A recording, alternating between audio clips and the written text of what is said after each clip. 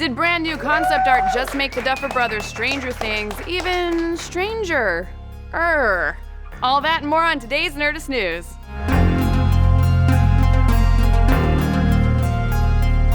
Netflix's newest hit 80s sci-fi adventure series Stranger Things has been out for a little under 2 months, but has already solidified its place in the cult status-shaped hole in our hearts. But despite the majority of storylines being tied up in the finale, we're all still full of slugs and questions waiting to be answered. Thankfully, some concept art from Season 1 has been trickling down the interwebs. We just got a look at some awesome Season 1 concept images, courtesy of the lucky folks at Screen Crush, who were #blessed with an exclusive batch of pics of everything from Sweet, Sweet Barb, an alternate version of the Upside Down, and most interestingly, more details about that egg and its relationship to the Demogorgon. First up, Barb, the innocent, gone but definitely not forgotten best friend of Nancy. The images of Barb revealed plans for a much more gruesome death. One version shows Barb spider crawling out of her mouth, looking almost totally decomposed and covered in the weird membrane substance that blocks the portal to the Upside Down. Another shows her super dead, like ribs broken and sticking out of her body dead. It's pretty rough, but thankfully the Duffer Brothers went in a different direction, since in these images, Barb is barely recognizable. Another interesting thing we learned from the art is that the Upside Down was almost not that bad. An alternate version of the Upside Down saw a brightly lit, kind of beautiful version of the world. A far cry from the nightmare-inducing hellscape that we saw in the first season. The much more colorful version shown in the pictures has no ash and only remnants of cobwebby substance that covers the current Upside Down.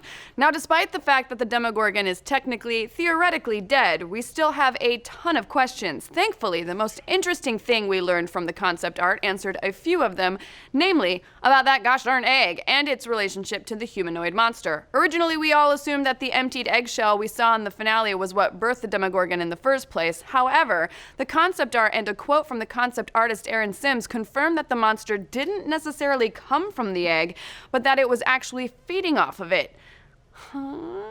Aaron Sims went on to say, it's not clear whether or not this is the creature's offspring. We don't even know if it's the same species. The only info we have is that the creature is feeding off of this egg somehow. So basically, it's like a midnight snack from hell, which doesn't sound that bad, but our main question is, what the heck was inside that egg? In the original draft of the Duffers pilot, way back when it was still called Montauk, there was actually way more than one monster. But we know the Duffer Brothers have said there's a reason there's only one monster in Season 1. Ross Duffer mentioned, we have all this stuff we just didn't have time for, or we didn't feel like we needed to get into in Season 1. We have that whole other world that we haven't fully explored in this season, and that was very purposeful. But the question remains, if the monster has been relying on the eggs as his food source, what happens now that the Demogorgon is gone? Will the eggs have a chance to hatch? And if that happens, what the heck is lurking inside? Our best guess is a new and even bigger bad that's gonna make us wish we were dealing with the Demogorgon again. Maybe it's time to call in 1 through 10, or maybe even a brand new 12 for backup. But what do you guys think? Do you think there's a new big bad lurking in those eggs just waiting to hatch and torment our heroes next season? Are Will's stomach slugs a sign of a Season 2 Contagion type storyline? Are Barb's parents even going to have a funeral for her?